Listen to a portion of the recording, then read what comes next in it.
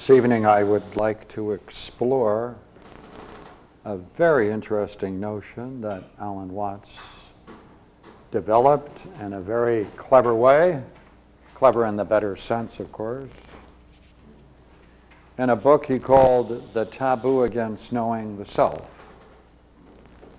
Now,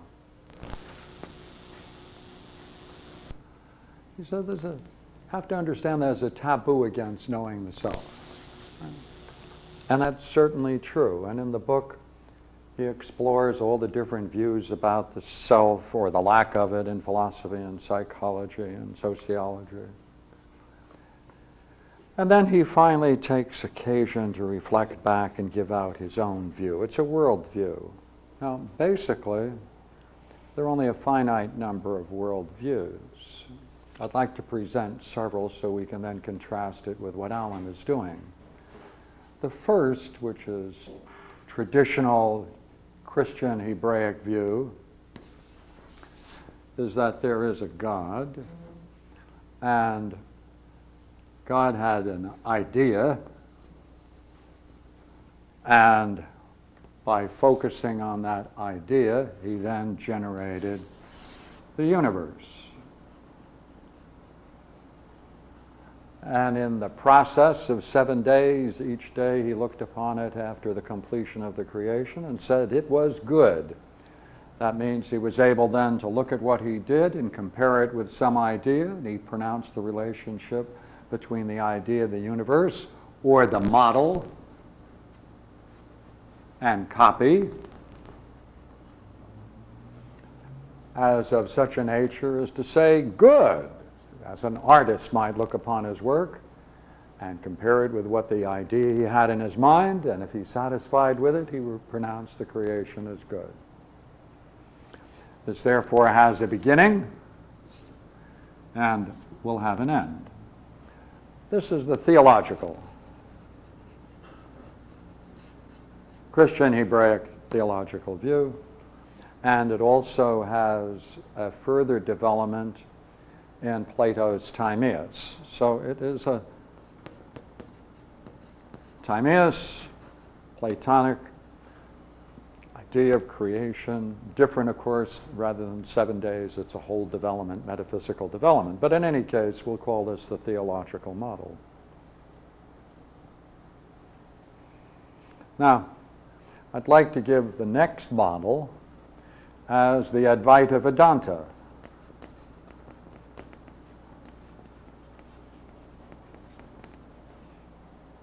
The Advaita Vedanta holds that this phenomenal universe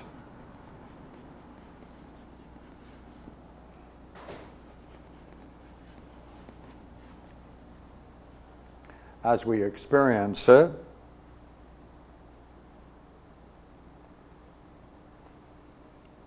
is actually our delusion. It's a delusion. We are deluded about the true nature of this phenomenal universe, because if we ever were to see the nature of reality in that state of reality, it would reveal itself as being non-dual. Now, non-dual strictly means now, from the Advaita Vedanta viewpoint, that there is no possible relationship between the phenomenal and the nature of ultimate reality.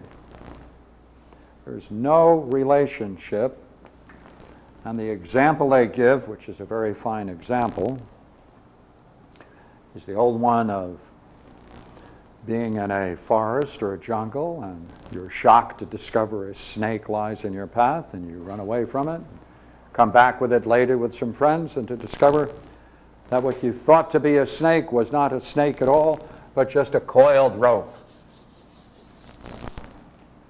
Now, you projected upon it the snake. That's a projection, what they call an imposition in Hindu terms. It's an imposition. Name, form, this is all an imposition. to ask about the origin of the snake and where it's going or what may come of it or the history of it doesn't make any sense, because basically it's an illusion. Therefore, there is no relationship between the nature of reality and the phenomenal universe, because it is in fact Maya, or an illusion. Now, we can now move into another image.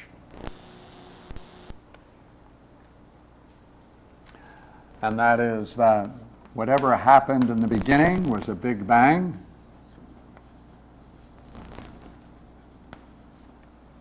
And what we can see is simply the consequences of that enactment of the original Big Bang cosmic explosion.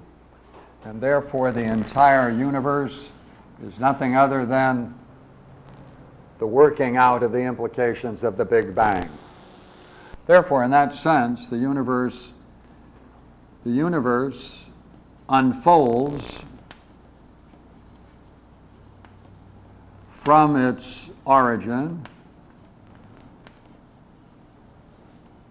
and that unfolding is nothing other than the unfolding of time. Therefore, this view, of course, is Stephen Hawking's. He presented it most dramatically in a book and a film called The History of Time.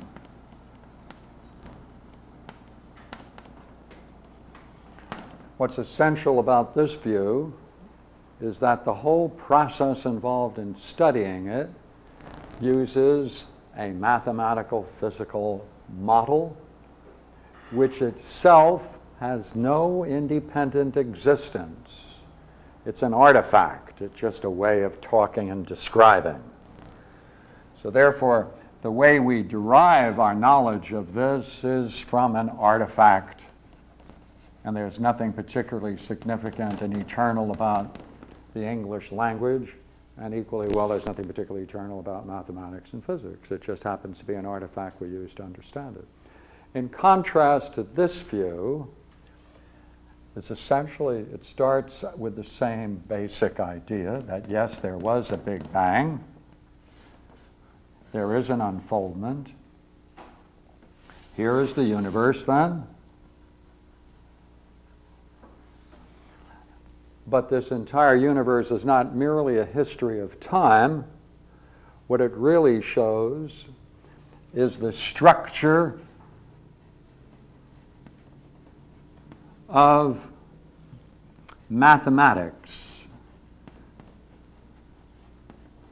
That is to say, if you really understand the universe, the physical universe, what you really are studying is mathematics. And that's the basic language of the universe. Next up. Therefore, there really is a mathematics independent of creation. There is a mathematics. This is discovered. It's not invented. It's not an artifact. And therefore, with this language, we can use it to fully comprehend this physical universe of ours and solve it. Whatever problem that comes to us, we can solve it with our tools of mathematics. But mathematics itself presupposes a meta-mathematics. And that meta-mathematics takes a name. And that is the meta-mathematics, or a Platonic world of ideas. A Platonic world of ideas, sometimes called Platonic forms, because mathematics itself owes its existence to these Platonic forms. Now, this view, as you probably know, comes from someone who worked very close with Stephen Hawking, who is the author of this one, and he has developed some very interesting insights into the study of mathematics and the universe and the geometry of the universe, and his name is Roger Penrose.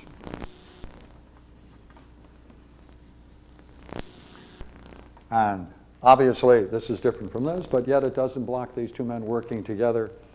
And as this author, Stephen Hawking, did a great book called The History of Time, so this one did another great book called The Shadows of the Mind.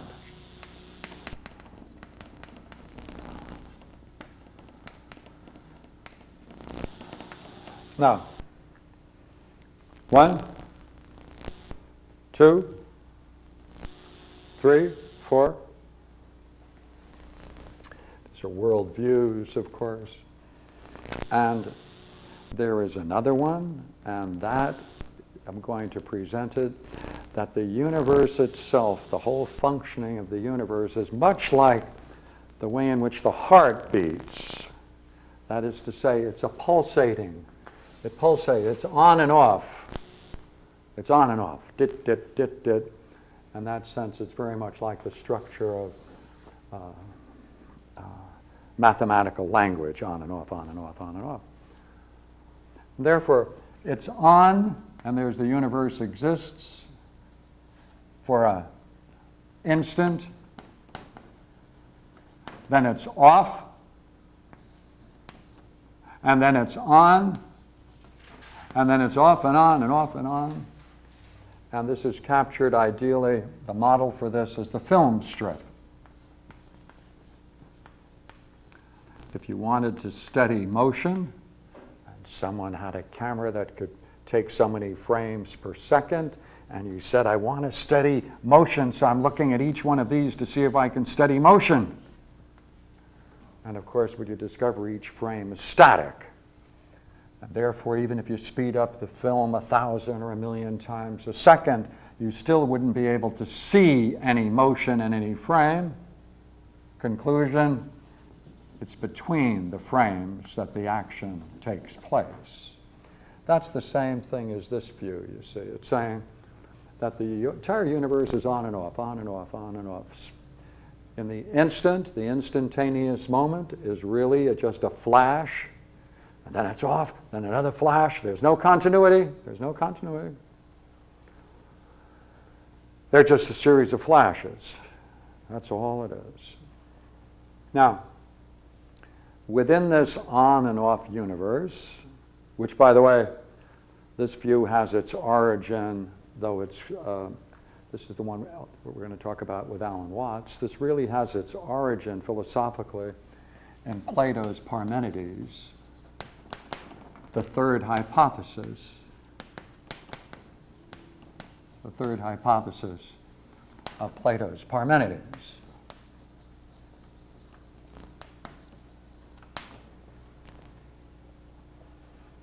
Now, on and off. Opposites, opposites, opposites, opposites. The very nature of opposites is integral, therefore, to this view of the nature of the universe. And there's a whole series of opposites. And that is, in this on and off, we stand here, we stand trying to grasp what it is we are in, our universe. And therein lies our difficulty, because everything in the universe, in our experience, is clearly other than ourselves. Clearly other. That's not me. I am not hurt by that. I am over here. It is over here, and so is everything. Therefore, we're always caught in this other pair of opposites called self and other. Again, opposites. The self is represented often by the I in this immensity of the universe, seeks in some way to reach some kind of meaning, but it's always insignificant in comparison with the vastness of the otherness of the physical in the entire universe. Therefore, it's necessarily a sense of foreignness, foreign, alienated, Because whatever I identify as being the I seems to be totally different than anything I experience, because I experience everything as other than I. And furthermore, the I only seems to exist for a certain period of time, and therefore, with our death, there appears to be therefore a return to non-being, and therefore our existence only has being.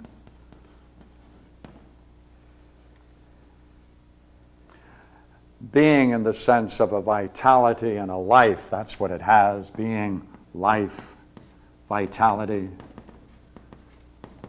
identity, that's all in the I. But in this, other than me, no I. Likely not much vitality, and even if I'm pointing to an elephant having more vitality perhaps than I, it's still totally different than me. I can't identify with it. There's nothing I can identify in the universe except other I's that seem just as foreign, as alienated from me as I am from them. This is the universe that Alan Watts presents, within which he is then going to explore this question of the taboo against knowing the self. This is the way he starts. He contrasts it here with this theological universe.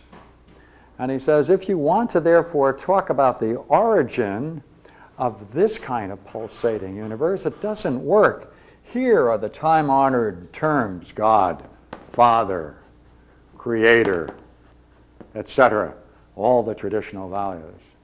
He said, you can't take these terms, these metaphors, and move them in here any more than he warns us. Can you take it and introduce them into this world of the Advaita? Metaphors are not exchangeable. Each worldview has its own inherent models, metaphors, and they're not transferable. Now, Alan is very interested in science. Therefore, he, for the most part, until late in his life, by the way, accepted this model, Hawking's model. Much later, he got interested in this possibility of an independent, this view essentially is saying there may be an independent intelligence in the universe, and that was a great advance over his earlier thinking. And we had fun one night in his houseboat, and we were talking about it, and he said, Pierre, he said, do you know there's some evidence to suggest that there really is a place out there in the heavens and the universe that in fact is the origin of intelligence? So we're playing this way one night. And I said, well, I don't know about that, Alan. I said, but I do think I have an idea that whoever is going to discover it, I think I know his middle name. He said, what's that? I said, it's likely to be Parmenides. So we had fun that night. But what the important point of it is, though, you see, he was moving from this to this. And now he always has a loyalty. Even though he talks about science, he also has a loyalty to Chinese thought. And when he talks about Chinese thought, he slips into a Buddhism, because his Chinese thought moves into Taoism, and the Taoism that he's interested in most often picks up terms like being and non-being, and that's where he moves. Now, what does he do, therefore, to bring this together, to try to answer this question about the taboo against knowing the self? Well, the self that he introduces in this very fine book called The Taboo Against Knowing Yourself. And I'd like to read you a couple of lines out of it because it's so interesting the way he expresses it. I'm on the book, subtitled The Taboo Against Knowing Who You Are.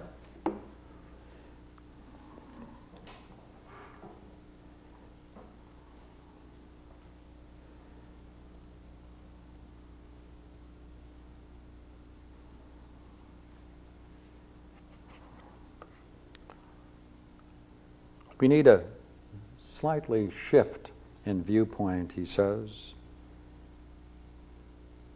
And nothing is more obvious, this is his jumping off point, there's nothing more obvious than the interdependence of opposites. The interdependence of opposites. Now, wait a minute. On and off were opposites. Self and other were opposites. Being and non-being were opposites. You say, wait a minute, there's an interdependence between these. Ah!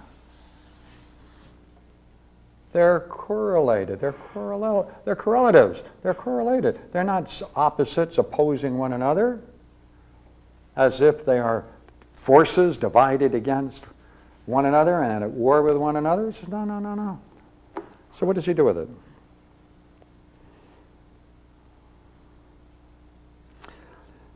Is it possible that myself, my existence, the self, so contains being and nothing that death is merely the off interval in an on and off pulsation, which must be eternal, on and off, on and off. That's this, on and off, on and off. Because every alternative to this pulsation would in due course imply its presence. Is it conceivable then that I am basically an eternal existence, momentarily and perhaps needlessly terrified by one half of itself because it has identified all of itself with the other half? Have I identified myself with just one half of this? On, self, I, being? You say, hey, you know, that's the problem. I have identified one half of terms which are interdependent.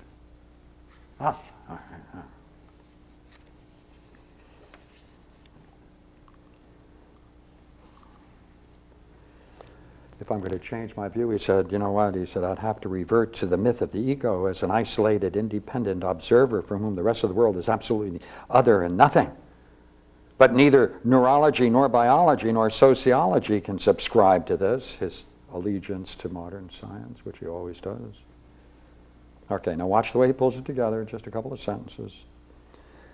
If, on the other hand, self and other, subject and object, organism and environment are the poles of a single process, then that is my true existence. That together, that is my true existence. All of these, right? Because they are not opposed to one another, there's an interdependence between them. What am I?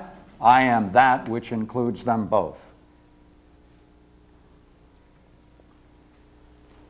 And he capitalizes the word that.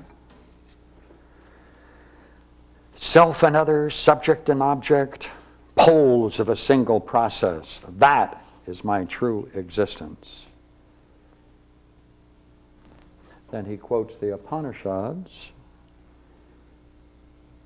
That is the self. That is the real. That art thou. But I cannot think or say anything about that. Or as I shall now call it. Now he moves from the word that to it. It's not a that, it's an it. Capital I, it's an it. Unless I resort to the convention of using dualistic language and metaphors and analogies, as he says. What lies beyond opposites must be discussed. In terms of opposites?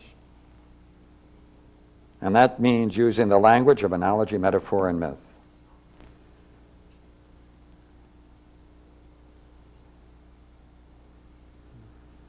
Okay, 2 more sentences and I'll take a pause. The difficulty is not only that language is dualistic insofar as words are labels for mutually exclusive classes. The problem is that it is so much more myself than I thought I was. so central and so basic to my existence that I cannot make it an object. There is no way to stand outside it, and in fact, no need to do so. For as long as I am trying to grasp it, I am implying that it is not really myself.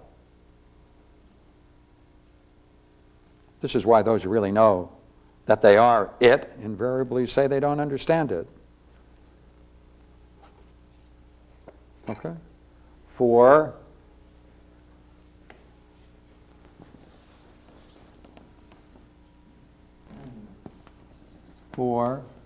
it understands understanding.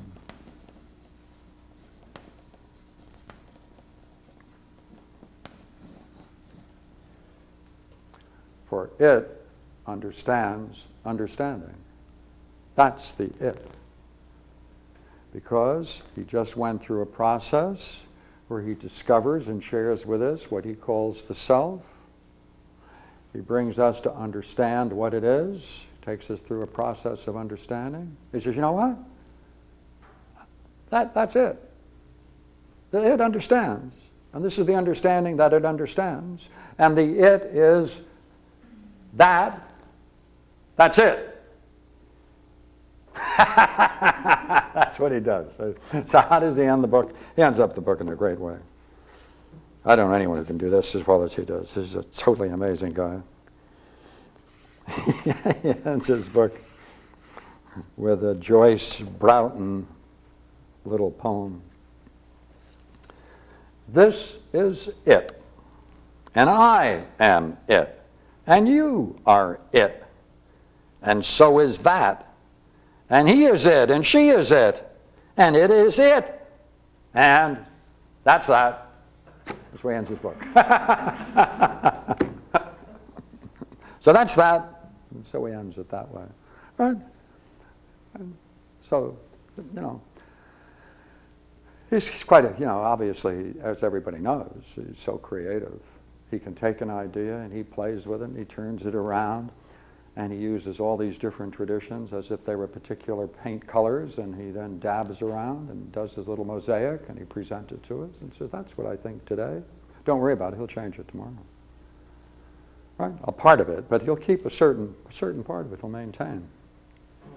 So this was quite, as I remember, this was in the 60s that he did this. And let me just make sure, 65, I think. 66. Yeah, this was 66. And as I say, later he shifted in the 70s, just before he died, and was now dealing with that real problem, which is the problem that Roger Penrose brings into thinking. That, hey, you know, there's something curious, there is some kind of vital intelligibility, and he started focusing on that, and that's where he was going. I'd like to have some questions. I should not have monopolized the whole thing. I just kept on going. Yeah, please. Could you explain the concept of Platonic form? Pardon? Yeah. Platonic forms. Mm-hmm. Can you explain that concept? I didn't quite grasp what that was.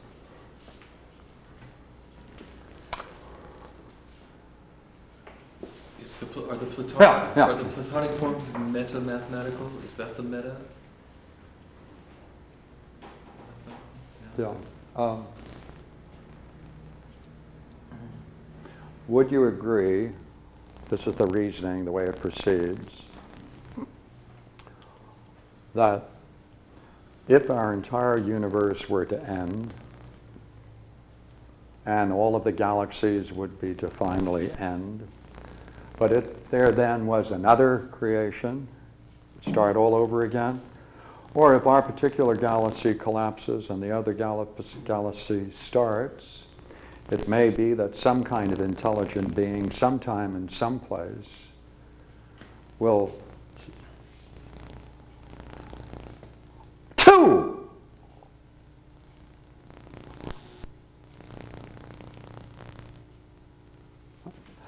see, the question is it likely they would discover or invent mathematics? All right? Now, watch. Would you agree if anybody somewhere comes up with a straight line, they might then say, you know, if we hold this line and then rotate the end of it, point B, you know what, we could have a circle. And in the same way, if we held this point stationary and rotated this, hey, you know, it's likely it would intersect at another point. And if I draw a straight line from here to here and here to here, you know, I wonder whether that would show that the triangle I just drew is an equilateral triangle. Because all you need is a straight line and just a simple mechanics of rotating. In other words, is it likely that mathematics would be rediscovered? If it's rediscovered, not invented, then it exists. That is, if you have any kind of being, whatever it is, with sufficient intelligence, it will in some way discover a world of mathematics. Is that a possible way of talking? I'm not trying to convince you, but is that a possible way of talking about this? Okay. Say, all mathematics, according to a book that was very famous at the turn of the century, written by Whitehead and Russell, called the Principia Mathematica. They studied mathematics and they came together, Whitehead and Russell, and they said, I think I can take all the mathematics, the whole thing, and reduce it down to symbolic logic. And so they did this massive work called the Principia Mathematica, and they reduced all mathematics to a simple formula.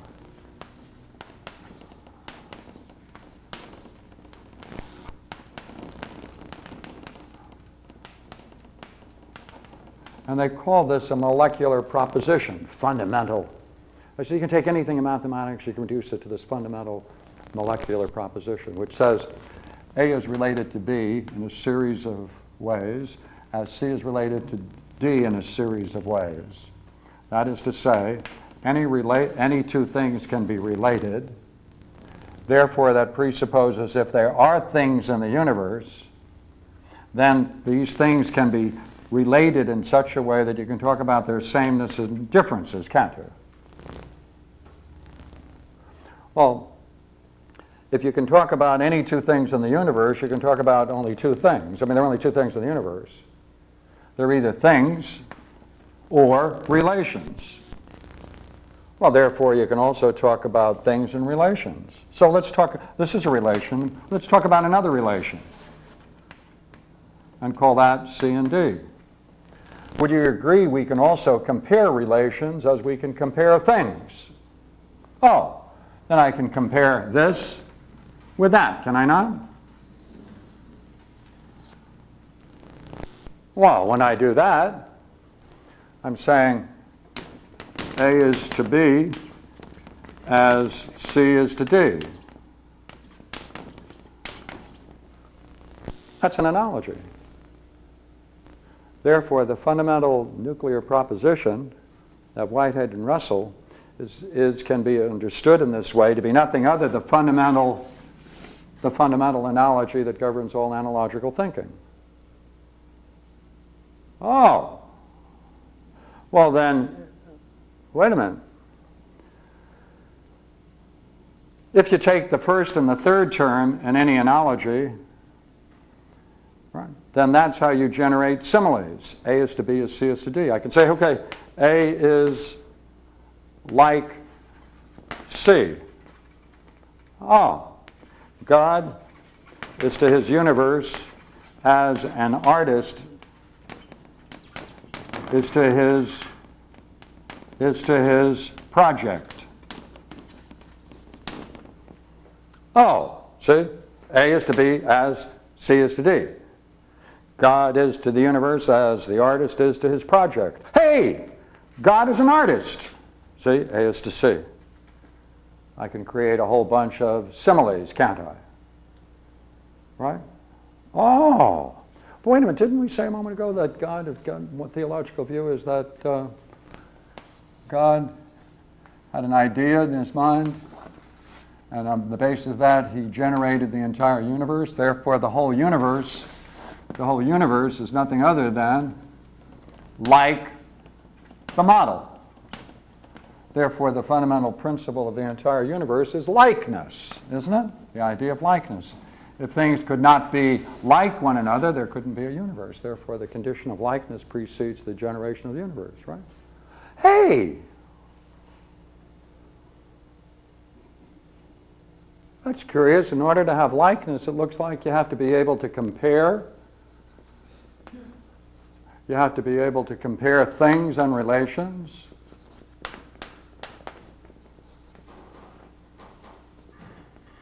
And then you can compare relations and relations.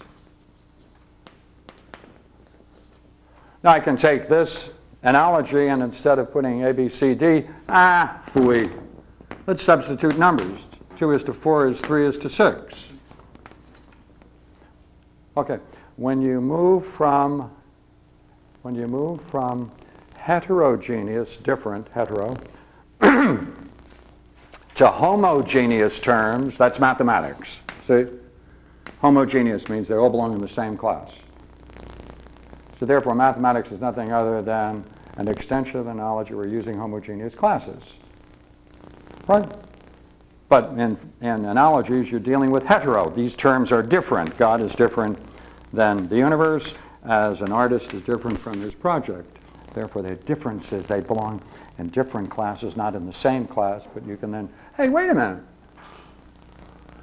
How is it possible, then, that I can do this?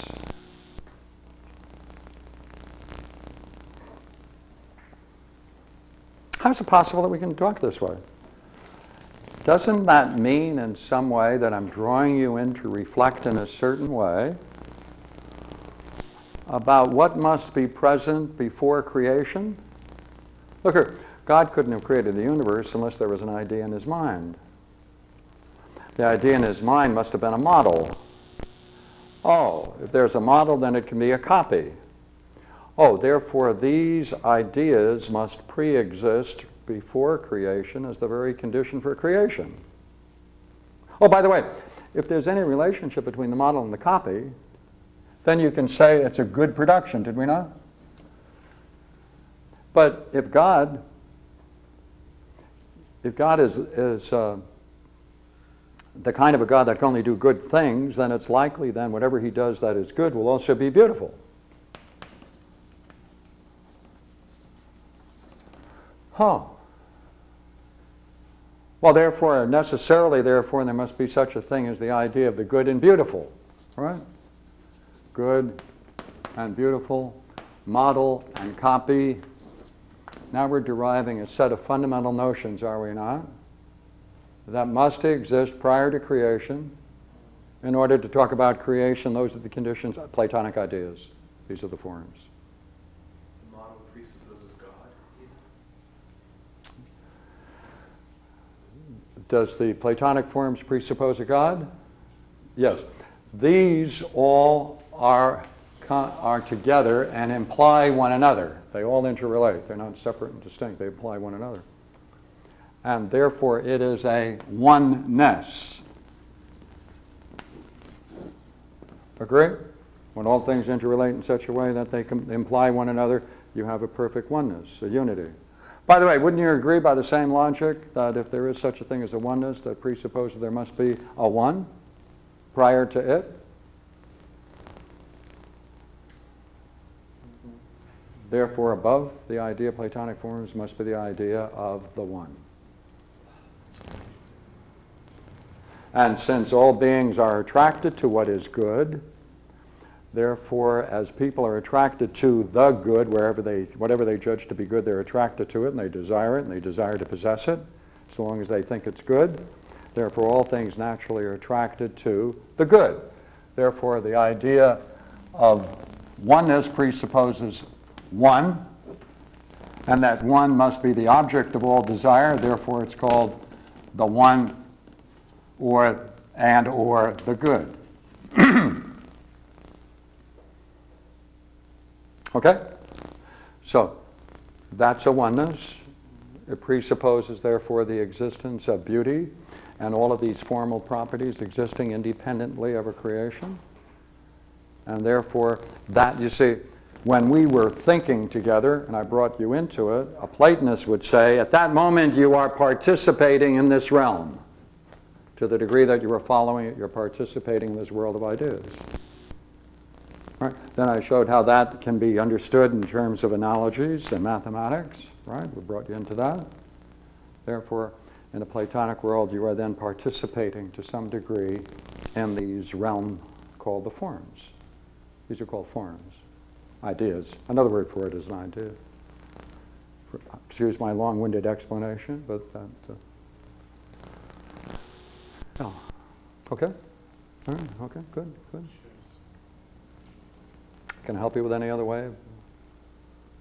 Good.